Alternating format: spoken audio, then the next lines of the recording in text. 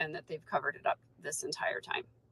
All of that stuff just has really disturbed me over the last couple of days, and I've kind of been in this rabbit hole. I would really like to have your opinion because I'm really having a hard time with this, and I'm really upset about just the entire dynamic of,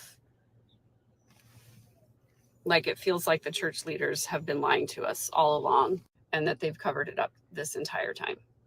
All of that stuff just has really disturbed me over the last couple of days, and I've kind of been in this rabbit hole. I would really like to have your opinion because I'm really having a hard time with it.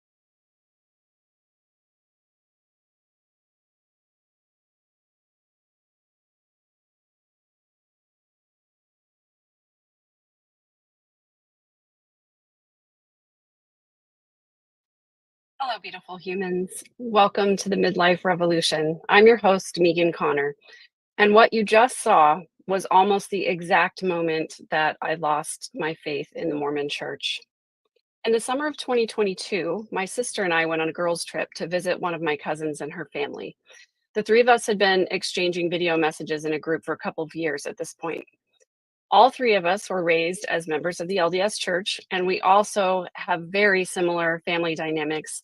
So we would frequently discuss the ways in which we were struggling with family and church issues and help each other to come up with solutions and just generally support each other.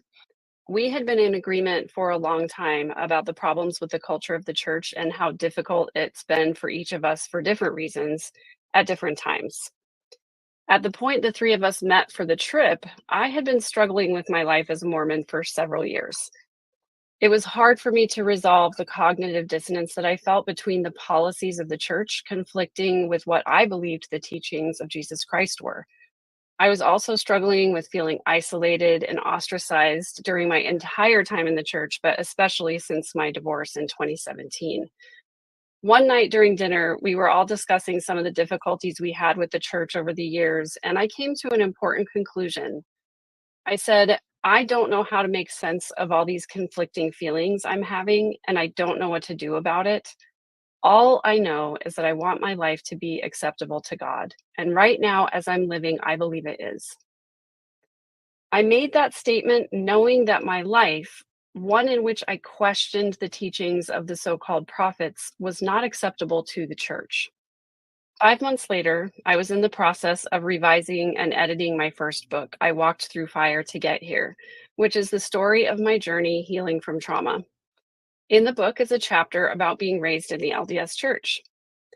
Informed by my healing from other abusive systems, my aim in writing the chapter was to call out the aspects of the church culture which I found to be abusive and oppressive. I asked my partner Samuel to read the chapter as someone who's never been Mormon. I wanted to make sure that I was telling the full story that would help lend solidarity to others who had experienced harm in the church. His reply was that no, I had been too easy on the church and I had held back from the truth, which would hold leaders accountable for what Mormonism has always been. Right, maybe 2 months before this, I had gone to a business conference on investing, and we were talking about different kinds of investments and how to tell if an investment is right for you or profitable or whatever. And we were in this roundtable discussion, and we had been given a prospectus by somebody who wanted our money. And our job was to go through the prospectus and determine if this was a good investment or not and why. And when it came to my turn to talk about this investment prospectus, I gave my reasons for why or why not I thought it was good. And then he said, if you had to give your money right now today, would you do it? And I said, no.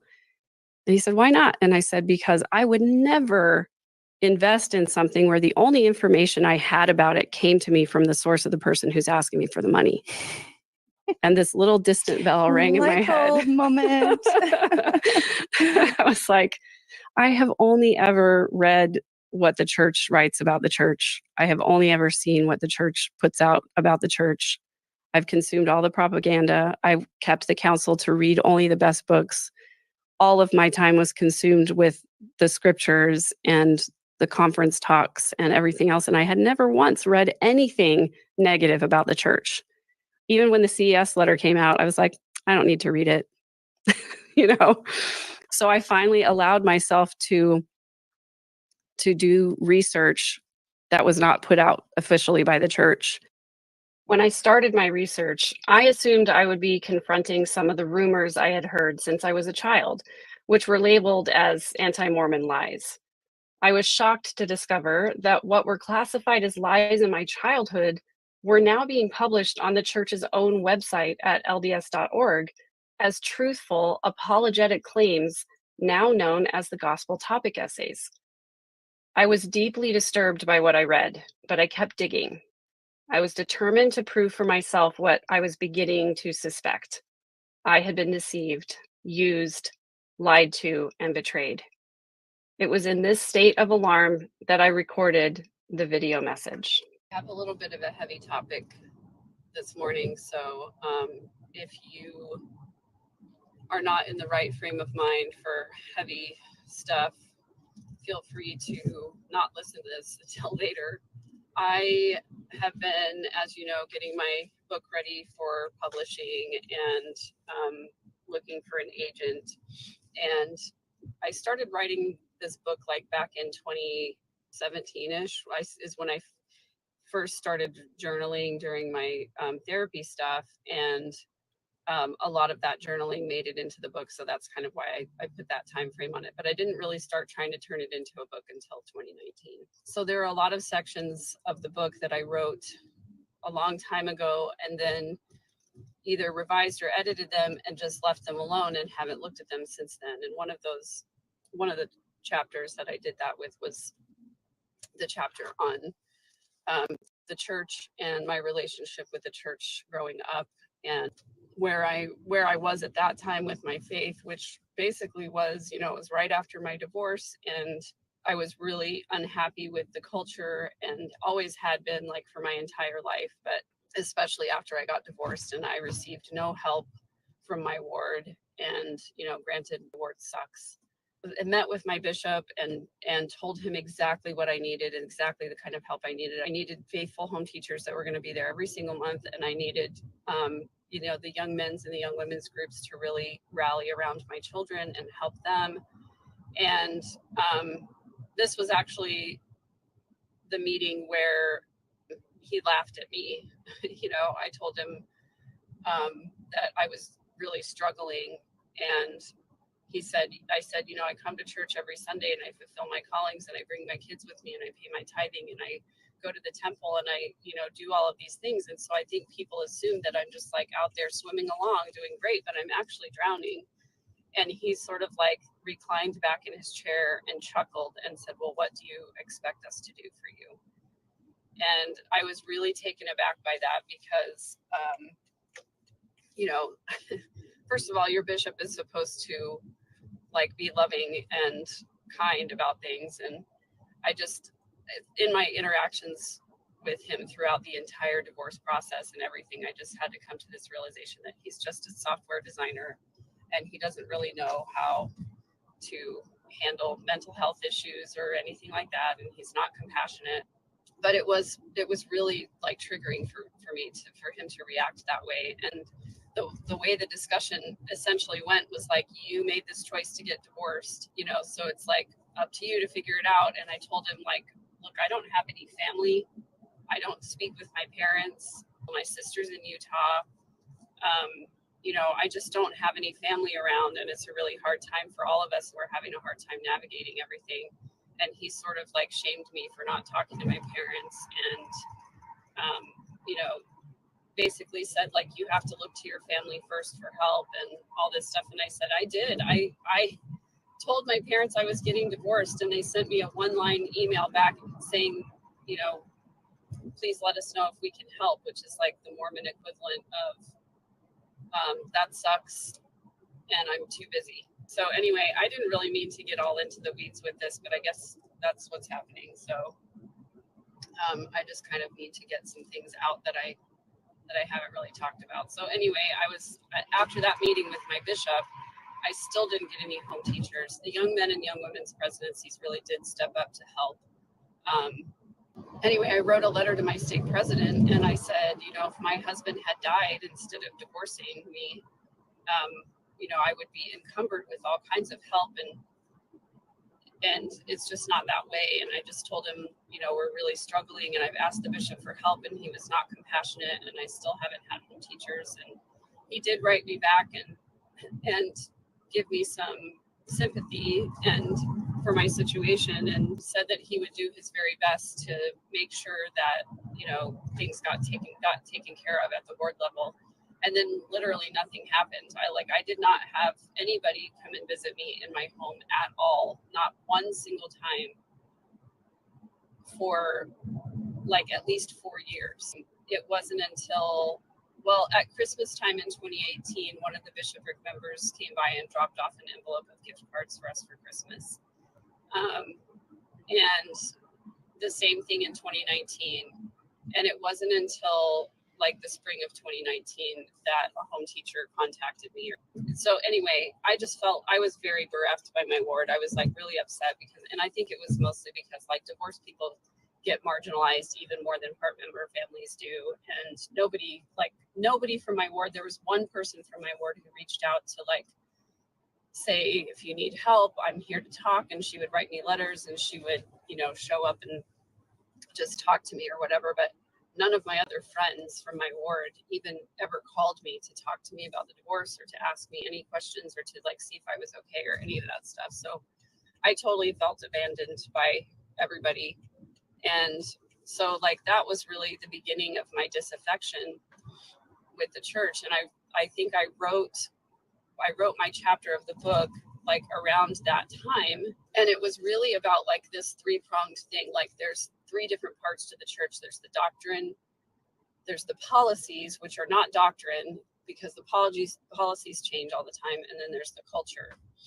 And so I wrote about how I couldn't deal with the culture, and how I was really upset about some of the policies, when they first came out with the policies about LGBTQ people. The LDS Church reaffirms doctrine of marriage, updates policies on families and same-sex children of a parent living in a same-gender relationship. It states that a natural or adopted child of a parent living in a same-gender relationship where the couple is married or cohabiting may not receive a name and a blessing. The handbook also states that a natural or adopted child of a parent living in a same-gender relationship, whether the couple is married or cohabitating, can only be baptized, confirmed, ordained to the priesthood, or serve a full-time mission with approval from the office of the First Presidency.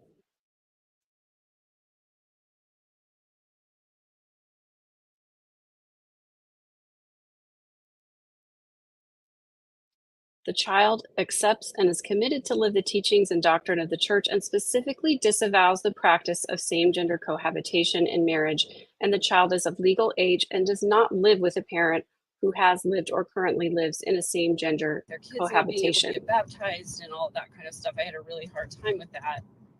And then they changed the policy, but they still made it so that even if you are legally married as a gay person, you're still considered to be committing a serious sin by being in a gay relationship.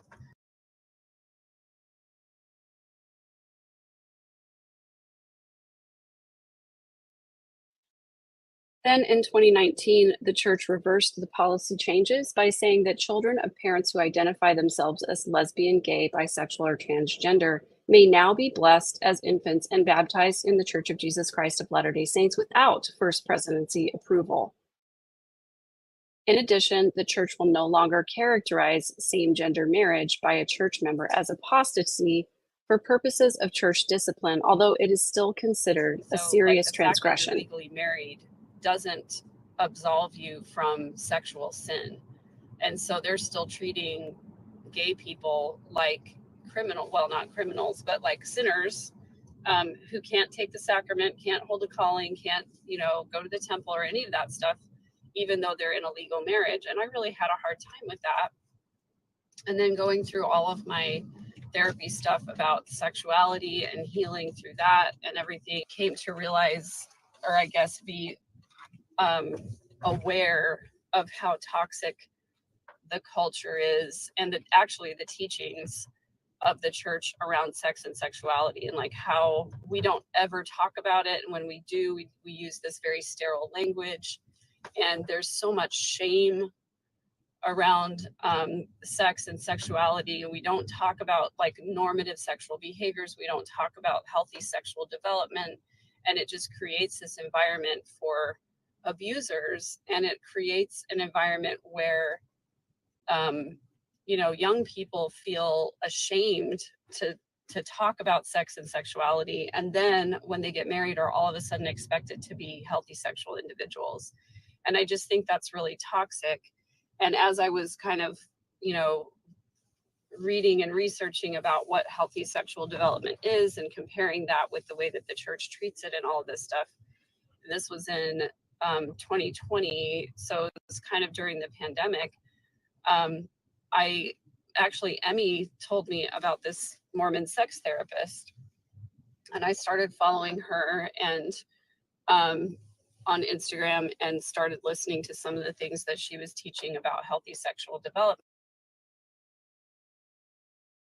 So Natasha Helfer is a certified sex therapist, and she is a podcaster, speaker, and author. She has a wonderful Instagram page that has a lot of encouragement for people going through faith transition, but especially the LGBTQ community who are either adjacent to the Mormon Church or in the Mormon Church. She's done a lot of supporting for healthy sexuality and for the unshaming of sex in the church culture. How warped my own sexual development had been because of what I went through.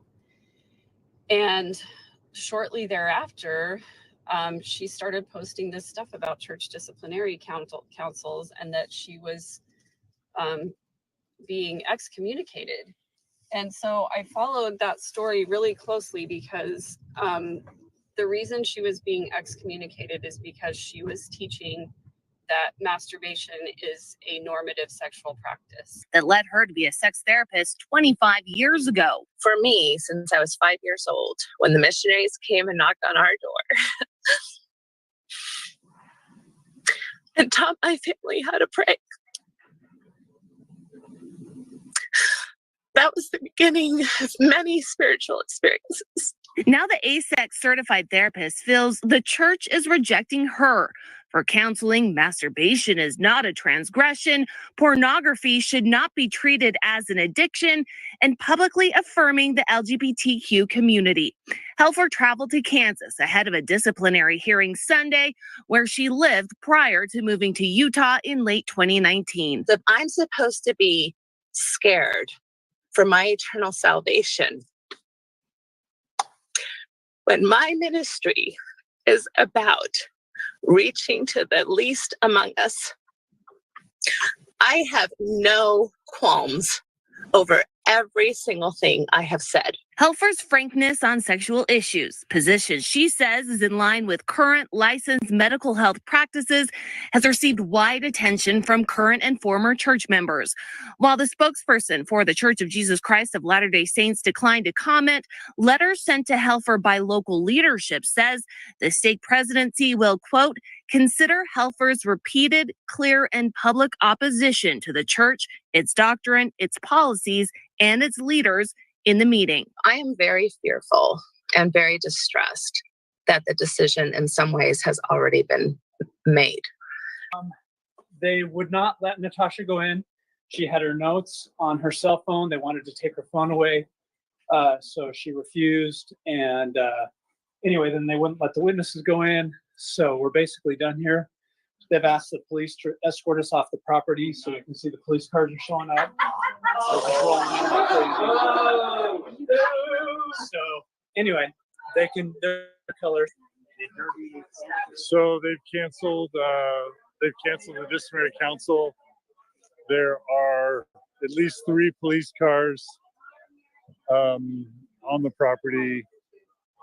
Here's the police, and they're now escorting us off the property. There's the 3rd police car. There's the policeman.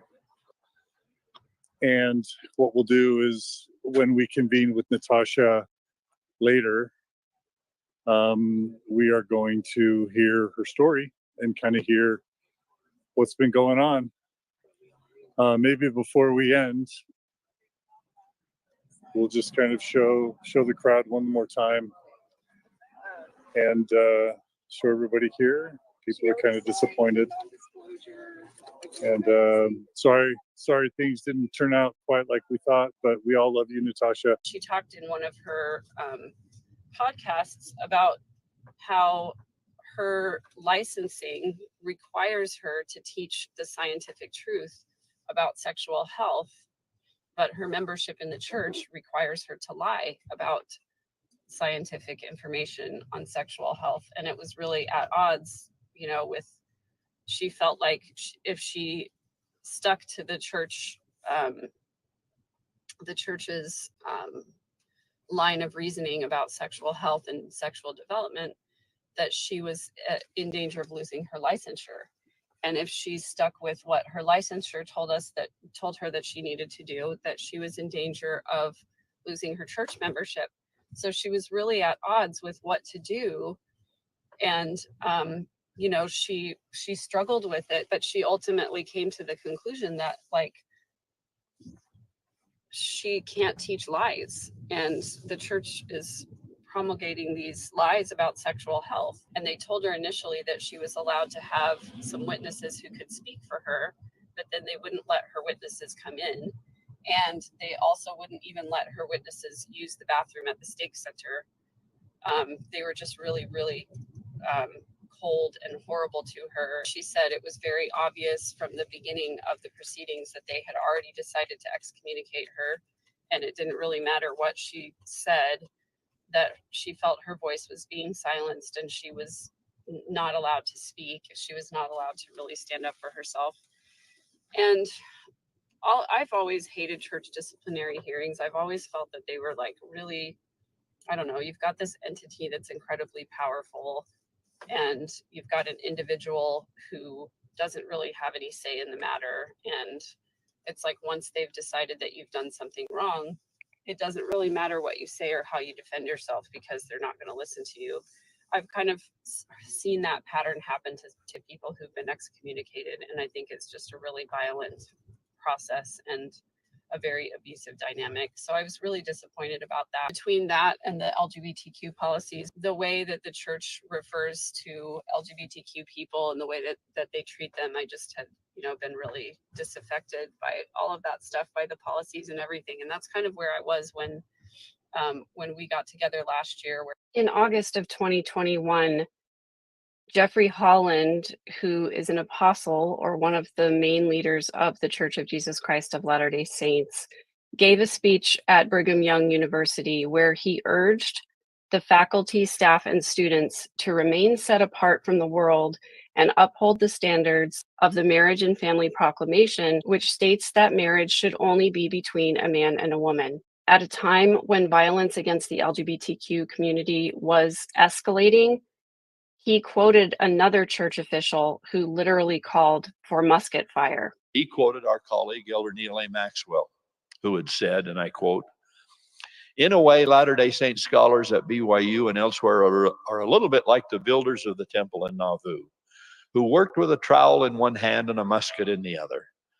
Today, scholars building the temple of learning must also pause on occasion to defend the kingdom. I personally think," Elder Maxwell went on to say, "this is one of the reasons the Lord established and maintains this university. The dual role of builder and defender is unique and ongoing. I'm grateful we have scholars today who can handle, as it were, both trowel and musket." Then Elder Oaks said challengingly, "I'd like to hear a little more musket fire from the Temple of Learning." He said this in a way that could have applied to a host of topics in various departments, but the one he specifically mentioned was the doctrine of the family and defending marriage as the union of a man and a woman. Well, we have to be careful that love and empathy do not get interpreted as condoning an advocacy, or that orthodoxy and loyalty to principle not be interpreted as unkindness or disloyalty to people. As near as I can tell, Christ never once withheld his love from anyone. But he also never once said to anyone, because I love you, you are exempt from keeping my commandment. We will always need defenders of the faith. But friendly fire is a tragedy. And from time to time, the church, its leaders, and some of our colleagues within the university community have taken such fire on this campus. And sometimes it isn't friendly. Wounding students and the parents of students, so many who are confused about what so much recent flag waving and parade holding on this issue means. My beloved friends, this kind of confusion and conflict ought not to be, not here. My brethren have made the case for the metaphor of musket fire, which I have endorsed yet again today. There will continue to be those who oppose our teachings, and that will continue the need to define, document, and defend the faith. But we all look forward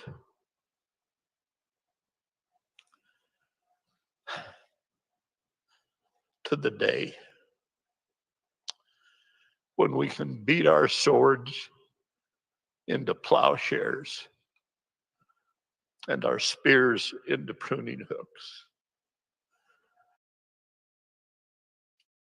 Yeah, I look forward to that day too. And I think that day starts with not using metaphors and rhetoric that reinforce violence. I just was like very disappointed in the church. And I think, I started doing some research because I remember when I was teaching gospel doctrine that there were some Black people and women who were ordained to the priesthood. And I went back and looked through these documents, and sure enough, there were some Black people and some women who were ordained to the priesthood.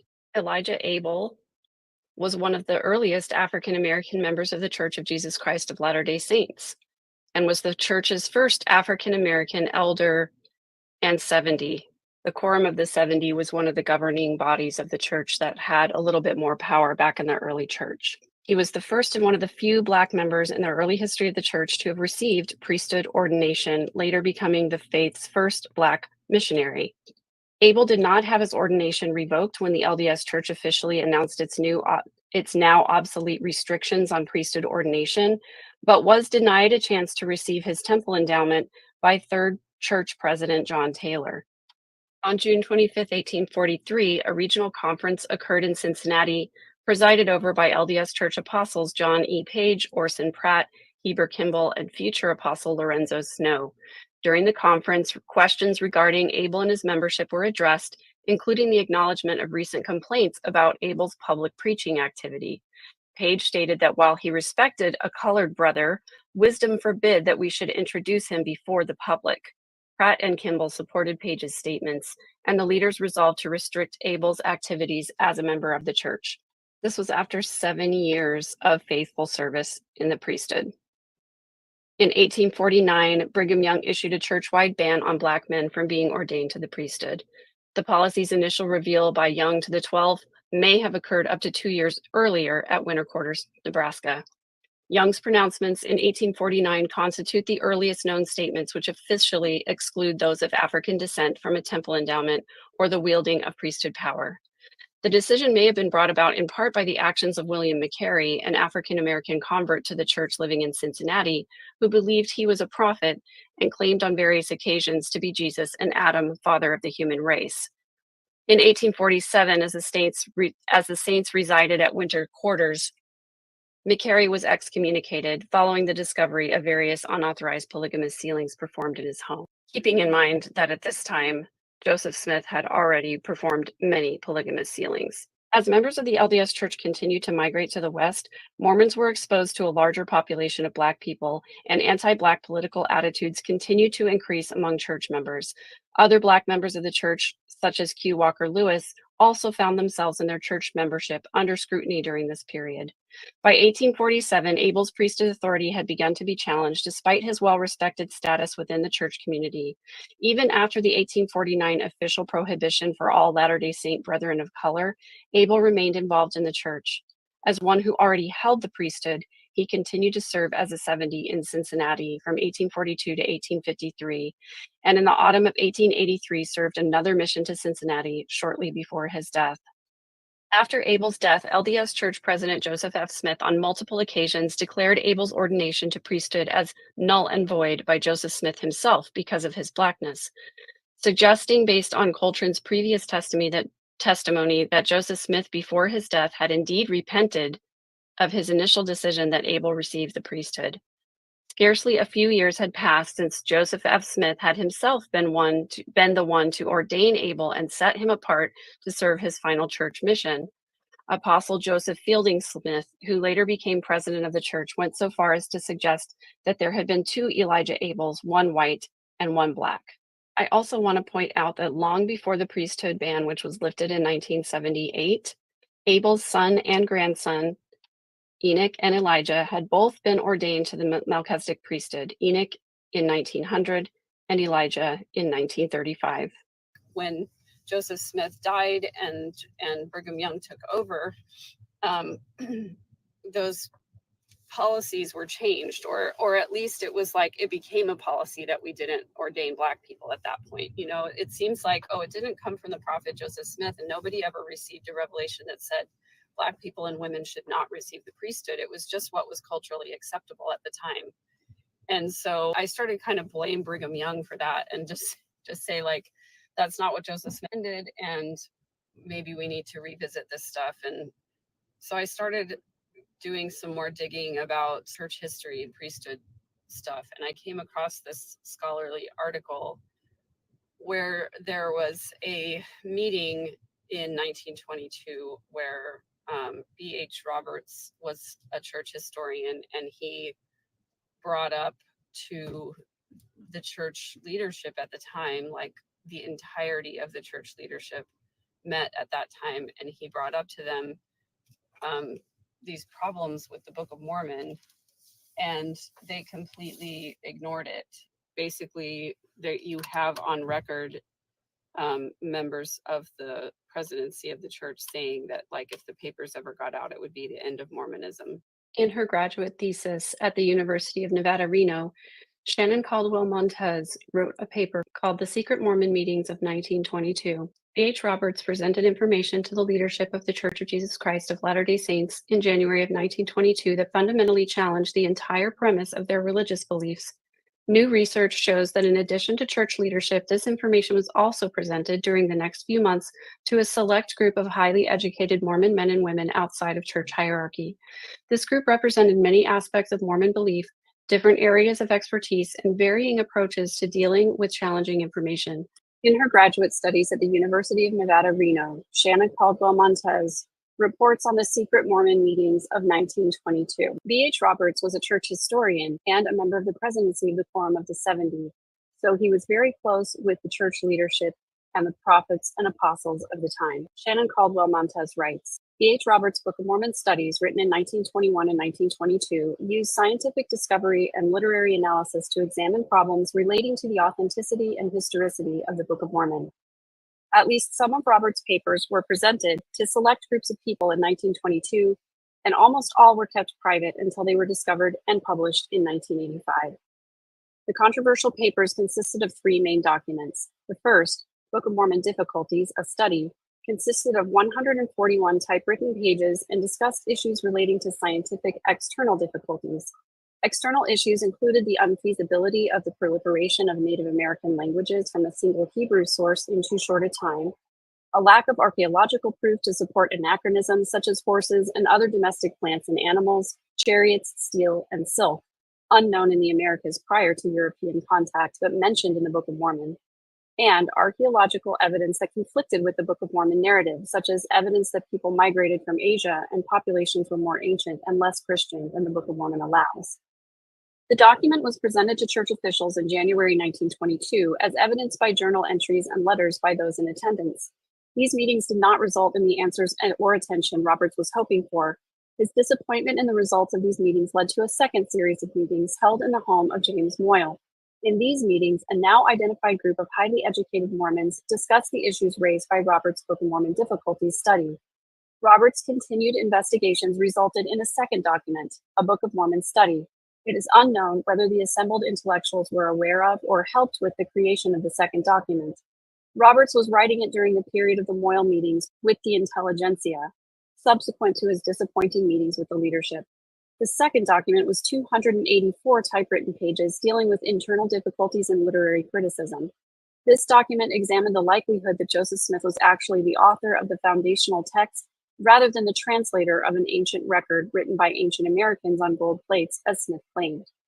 In addition to considering Smith's active imagination and interest in ancient Americans, Roberts cited possible source material such as the Bible and A View of the Hebrews, a popular and widely distributed book published in a county adjacent to Smith's in 1823, 7 years before the Book of Mormon was published. In this second document, Roberts criticized the Book of Mormon stories as being overly miraculous and that the characters as archetypal and overly simplistic. He questioned, do we have here a great historical document or only a wonder tale told by an undeveloped mind, living in a period and in an environment where the miraculous in history is accepted without limitations and is supposed to account for all inconsistencies and lapses that challenge human credulity in the thought and in the easy philosophy that all things are possible with God? The record is mixed on whether or not a copy of this document was presented to church authorities and is unlikely that he presented the material orally. Related to the second document was a third one called A Parallel. It was created by Roberts in 1927 as a way to summarize a portion of the second paper as he wrestled with whether or not to present his second study to church officials. It was 18 typed pages showing the uncanny similarities between the Book of Mormon and A View of the Hebrews. A few of the mentioned similarities include the migration of a group of Jewish people from Jerusalem to the uninhabited American continent by boat, a single common Hebrew linguistic and ancestral origin for all Native Americans, a division of those people into civilized and uncivilized groups, inspired prophets teaching a monotheistic religion, wars between the two groups resulting in the total annihilation of the civilized portion, and a buried book telling their history written in a form of Egyptian hieroglyphics. This third document was known to have been given to at least one apostle, Richard R. Lyman, and it was copied and surreptitiously passed around intellectual circles between 1927 and 1985 when the B.H. Roberts papers were published in their entirety. Through the years, there were whispers of the document's information, pieces of B.H. Roberts' studies circulated among students, with readers being told to destroy them and to keep their mouths shut. As one grandson of a general authority recalled, there were rumors of a book written by Roberts that, if it's ever published, will just blow things sky high. But Roberts' findings stayed in the realm of rumor for 50 years, and apparently most people complied with the order to keep quiet about it. Yet those rumors ensured that the dangerous secret retained its power.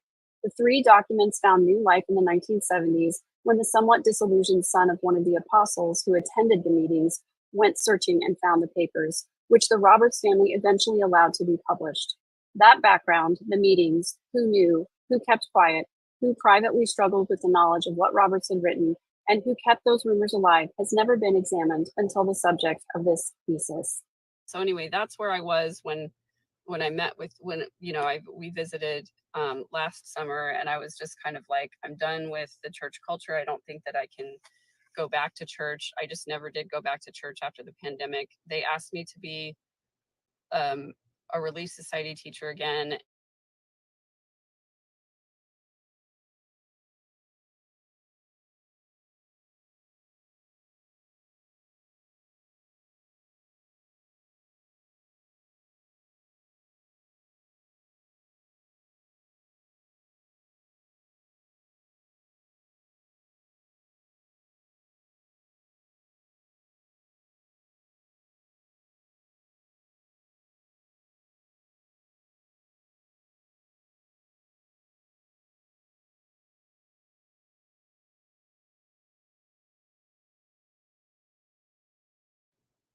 I'm not going to teach that the policies of like how we treat LGBTQ people are not right. I think you guys are on the wrong side of history. I think you got it wrong. I think the church got it wrong when they did not, when they denied priesthood to black people and women. I think they're getting it wrong now about LGBTQ people. And you're not going to like what I have to teach. So I'm not going to accept the calling. And I just never went back after the pandemic was over. And I just kind of had made this decision that I wasn't going to go back. So anyway, that's where I was when I wrote that, when I finished that chapter. And I had Samuel read it the other day. And I said, the entire point of this book is to help people identify abusive systems and help to learn how to break abusive cycles. Have I done that with this chapter? And after he read it, first of all, it made him really angry to read it because of, number one, the treatment of the church, the way that the church has treated me and my family over the years. And number two, the toxicity of their policies. And he said, to answer your question, no, I think you've been way too sterile. You've been way too easy on the church and its impact on your life. And this is a toxic system. And I said, yes, the culture is very toxic. And he said to me, the doctrine creates the culture. And that was kind of a watershed moment for me, because he's right. I realized that he is right. It is the doctrine of the church that creates this culture of perfectionism and spiritual abuse and shame and manipulation and control, where they tell us not to go asking questions and not to go doing our own research and not to go, questioning the official story. That is how abusers talk. They tell you not to go outside of the system. Abusers try to keep you quiet. They try to keep you contained. They try to feed you one line of questioning, one line of the story. They tell half truths. I mean, just through even listening to the entire Joseph Smith Papers podcast, there's a bunch of stuff in there where the church only tells part of the story. They don't tell the whole story. Like they talk about in the Joseph Smith Papers, that the church produces. Okay, this is a church produced thing. It's not like an outside thing. They talk about how there are all these different versions of the first vision. And the first version of the first vision, the 1832 version, Joseph Smith never mentions seeing two beings. He only mentions one being. And he doesn't talk about there being a religious fervor around, where he lived. It just talks about him seeing Jesus, and that's it. I've shared this before, but I think it bears repeating, because in the context of this conversation where we're talking about all of the lies that the church has told and all of the ways in which they've deceived the membership, here in the Gospel Topic Essays at churchofjesuschrist.org, we have a compilation of all of the First Vision accounts. You can read the 1832 account here, which is the earliest account, the only account written in Joseph Smith's own hand. It was found in a short, unpublished autobiography Joseph Smith produced in the second half of 1832. And here is that account.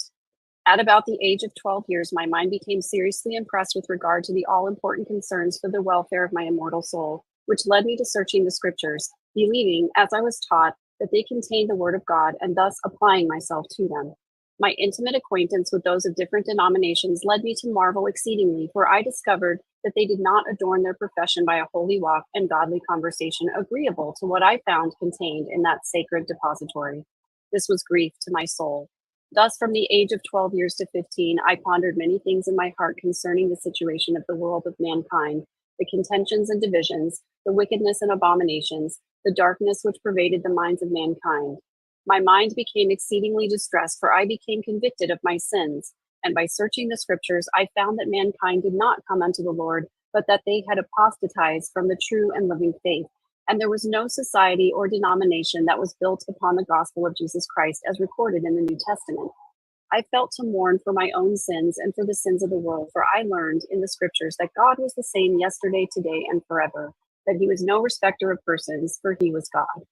For I looked upon the sun, the glorious luminary of the earth, and also the moon, rolling in their majesty through the heavens, and also the stars shining in their courses, and the earth also upon which I stood, and the beasts of the field, and the fowls of the heaven, and the fish of the waters, and also man walking forth upon the face of the earth in majesty and in the strength of beauty, whose power and intelligence in governing the things which are so exceedingly great and marvelous, even in the likeness of him who created them.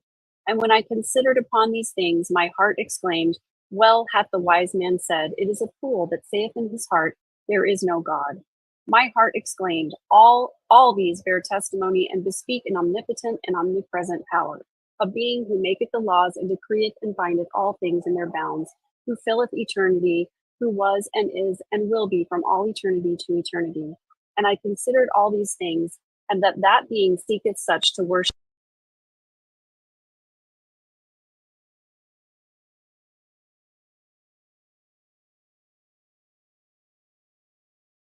him as worship him in spirit and in truth. Therefore I cried unto the Lord for mercy, for there was none else to whom I could go and obtain mercy. And the Lord heard my cry in the wilderness, and while in the attitude of calling upon the Lord in the 16th year of my age, a pillar of light above the brightness of the sun at noonday came down from above and rested upon me. I was filled with the Spirit of God, and the Lord opened the heavens and upon me, and I saw the Lord. And he spake unto me, saying, Joseph, my son, thy sins are forgiven thee. Go thy way, walk in my statutes, and keep my commandments. Behold, I am the Lord of glory. I was crucified for the world, that all those who believe on my name may have eternal life. Behold, the world lieth in sin at this time, and none doeth good, no, not one. They have turned aside from the gospel, and keep not my commandments. They draw near unto me with their lips, while their hearts are far from me, and mine anger is kindling against the inhabitants of the earth, to visit them according to their ungodliness, and to bring to pass that which hath been spoken by the mouth of the prophets and apostles. Behold, and lo, I come quickly, as is written of me in the cloud, clothed in the glory of my Father. My soul was filled with love, and for many days I could rejoice with great joy. The Lord was with me, but I could find none that would believe the heavenly vision. Nevertheless, I pondered these things in my heart. Distinctly important about this particular account is that the language, the manner of writing, is very much in the same voice as the Book of Mormon, the Doctrine and Covenants, and the Pearl of Great Price. The author of this account of the 1832 vision appears and sounds to be the same style of writing as those other books that were said to have been translated from golden plates. Noticeably missing from this account are the appearance of God, asking Joseph to hear his beloved son speaking.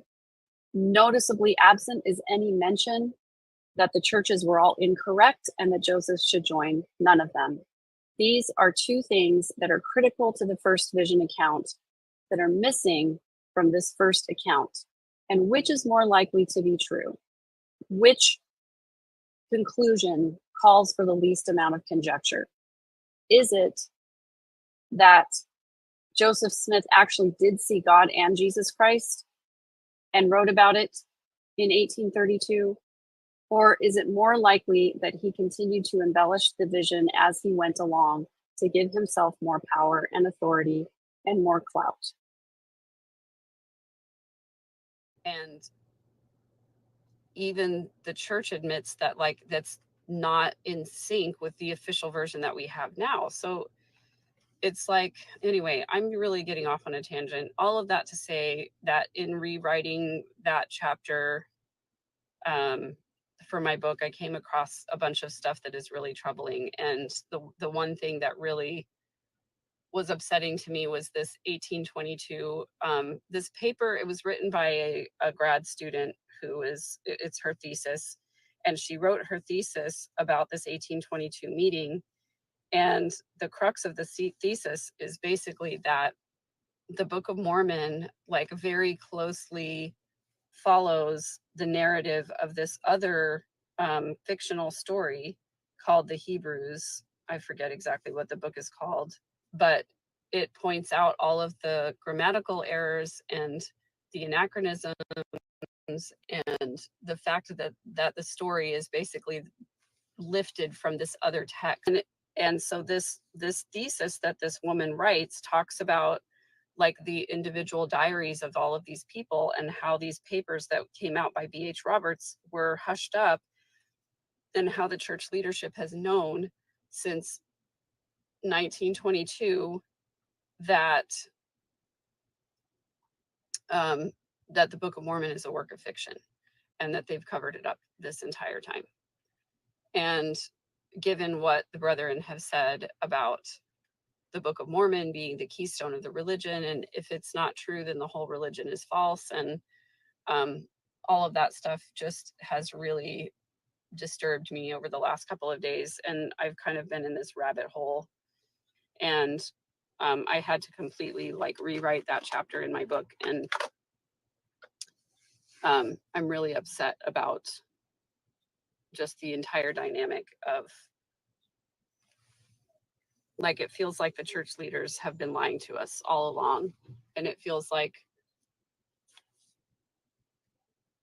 if the Book of Mormon is a work of fiction, then the whole church is just a complete sham. And so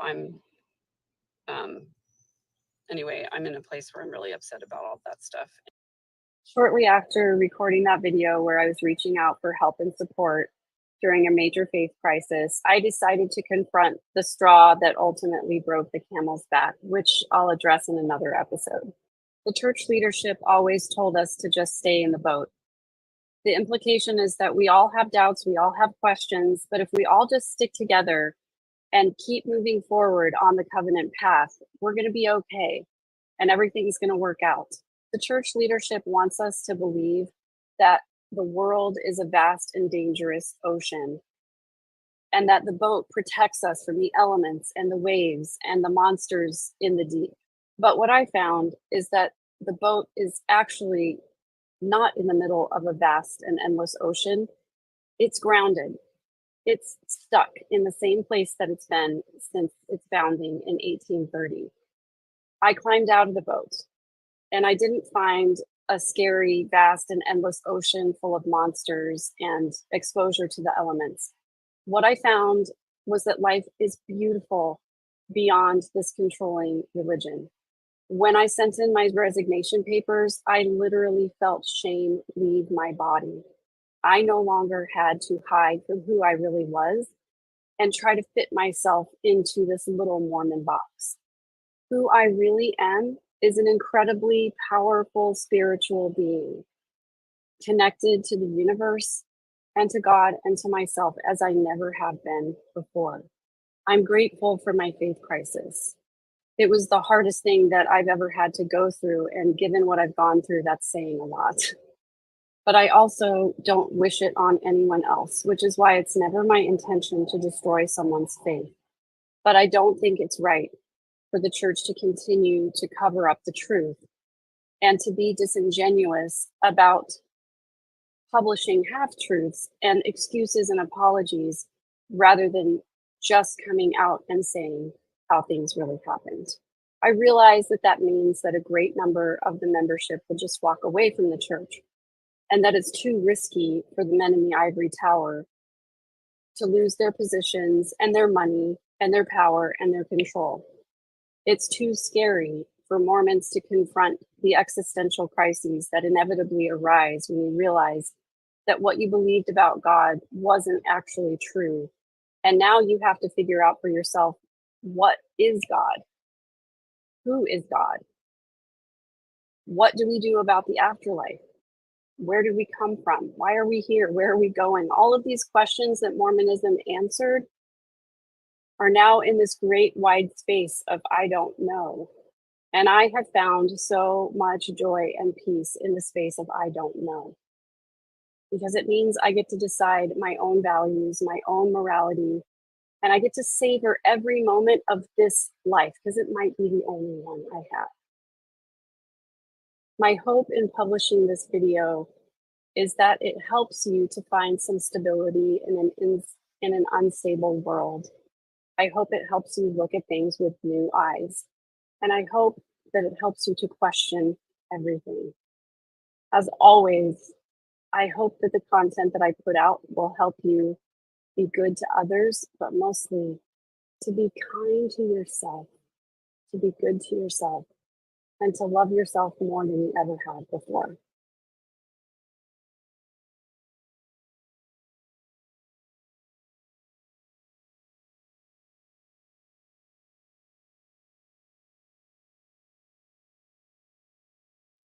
Well, hello, beautiful humans. Howdy. I apologize for the poor audio and video quality this evening. It has been a crazy day. I've had this episode planned for a really long time, and I've had all of the tabs open and everything laid out the way that I wanted it to. And my plan today was to sit down early in the day and record everything, edit everything, upload everything, and then stream it, and then have my regular live afterwards. And it did not work out that way because my internet went out. Thanks, Google Fiber. Love ya. So I had to abandon my closet studio, and I'm coming to you now from an undisclosed location. This is not my house behind me. Fun fact. And I'm literally sitting in probably the least glamorous location you can possibly imagine. And just in case you can't imagine it, there it is. Oh, look at that. So anyway, I wanted to connect with you guys after this episode. This has been I very intentionally planned when I started my podcast back in April.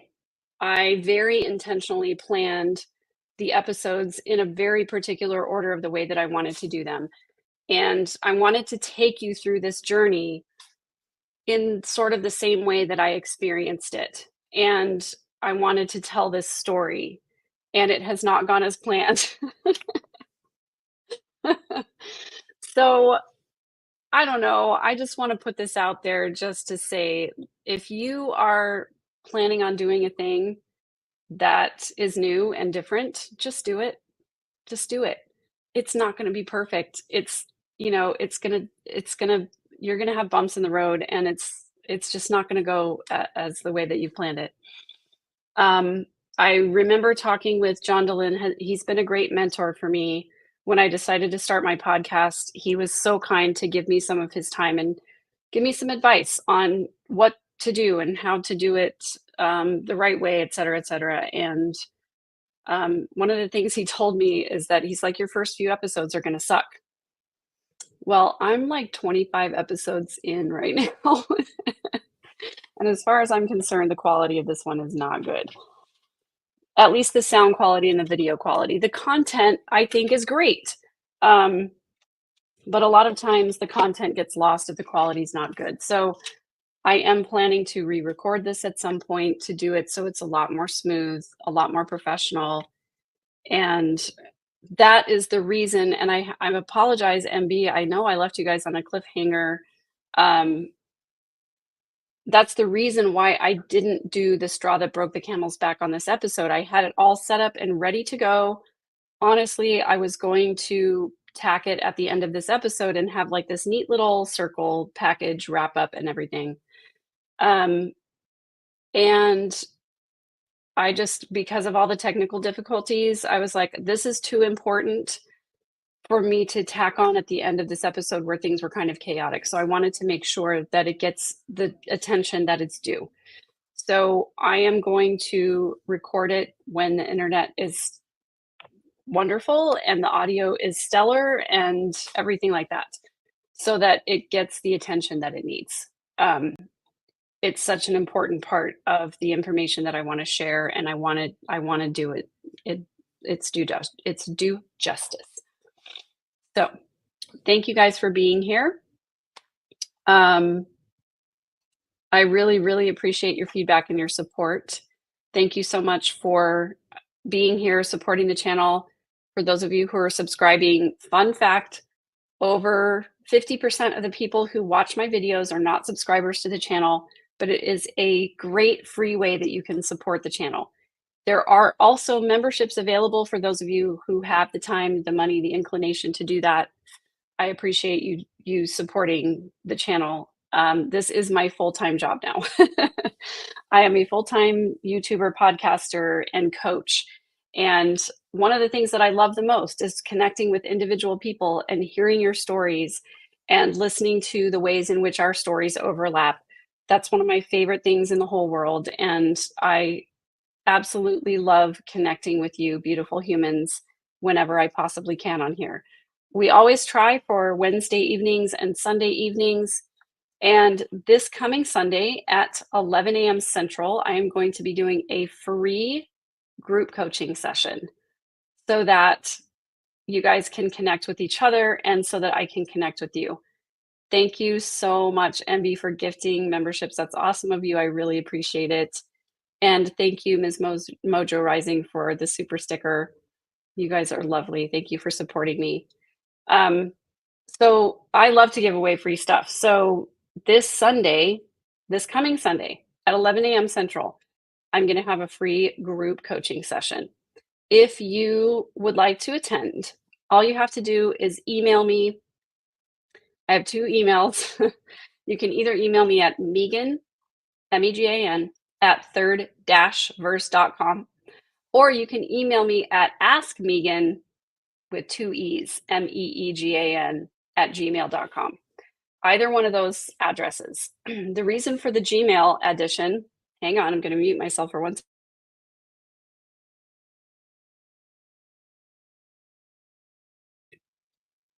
Catch in my throat, sorry. The reason for the Gmail subscription is so that I can connect with Google Meet. And if you will email me, then I will send you the link for the free group coaching session. I really just want a chance to connect with you guys, and I want to talk about how group coaching would work with the people who are actually interested in doing the group coaching. My lights just went out. I have to wave my arm. Okay, there we go. So I wanted to address that in a small group forum with the people who are actually interested in it rather than just throwing it out there on the internet. So again, Sunday morning, 11 a.m. Central. I know it's church time for a lot of you guys, so sorry about that. And for those of you who are overseas, I apologize. I know that's later in the evening for you guys. And I know for those of you particularly in Australia, that is a difficult time probably for you guys because it's mid-morning on Mondays. But I just wanted a chance to connect with those of you who are interested in group coaching because I love the one-on-one coaching. I know some of you, that's too much of a commitment to make. And so what I love about group coaching is our ability to share with each other and to have lots of different people having the same experiences and working on the same goals, sharing struggles with each other because we all go through those things. So anyway, you've got my emails, both of them.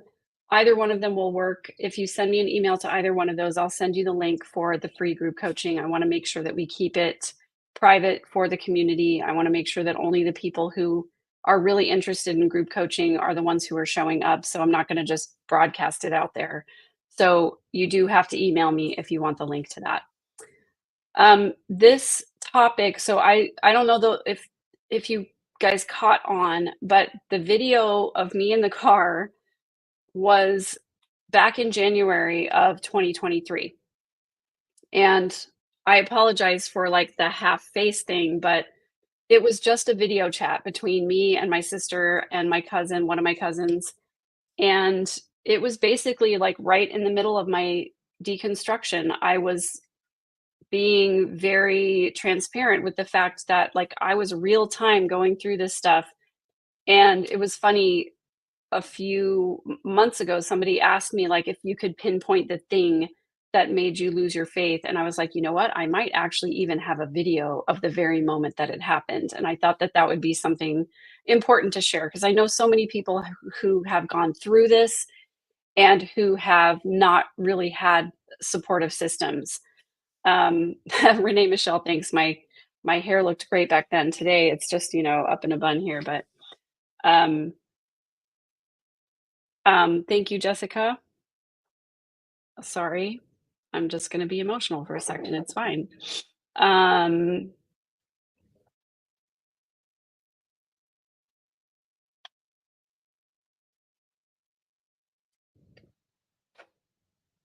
Lots of feelings about that comment. So thank you for sharing. Yeah. So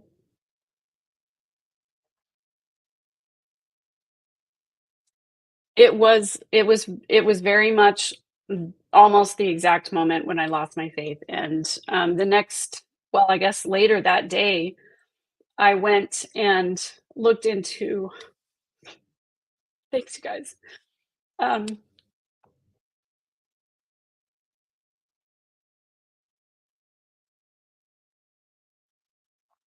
have had a hard time with grief this week.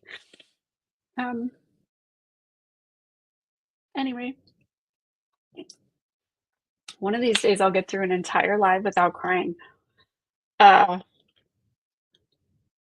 So I think it was later that day that I dug into like the main issue that was causing me the most consternation. And it's a big issue, so I want to give it the amount of time that it deserves, because I know a lot of people have struggled with it. And so I'm going to work on that video tomorrow, and I hope to have it posted by the weekend time. So going to power through.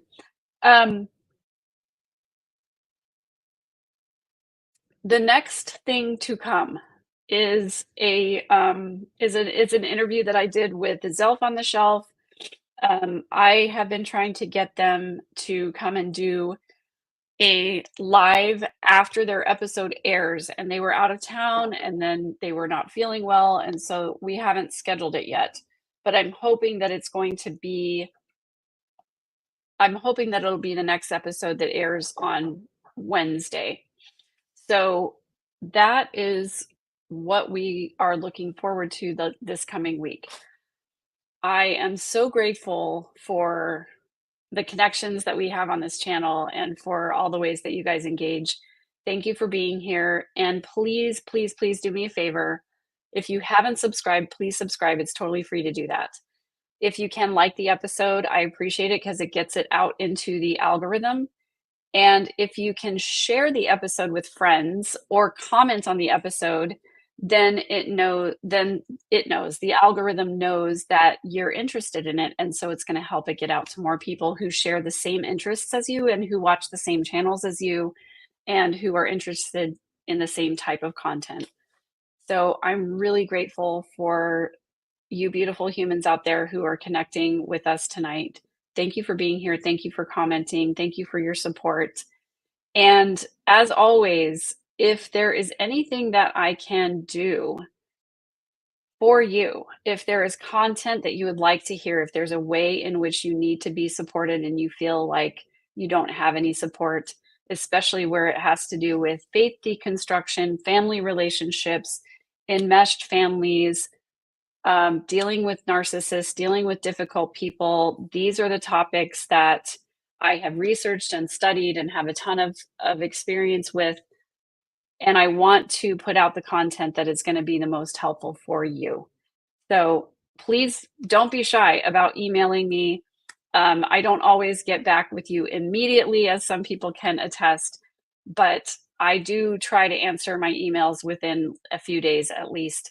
And I'm always appreciative of your comments, your suggestions, and all the ways that you reach out and share your stories with me.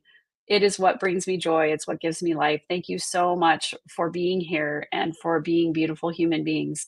Please go out and do something wonderful for yourself. Go fill your cup so that you can help others and so that you can be the best human being out there in the world that you can. I hope you have an excellent Wednesday evening, and I will see you again either on Sunday morning for live in-person group coaching or Sunday evening for our live chat where we set intentions for the coming week and support each other as a community. Love you guys. Thank you so much for being here. Take care of yourselves and have a wonderful night.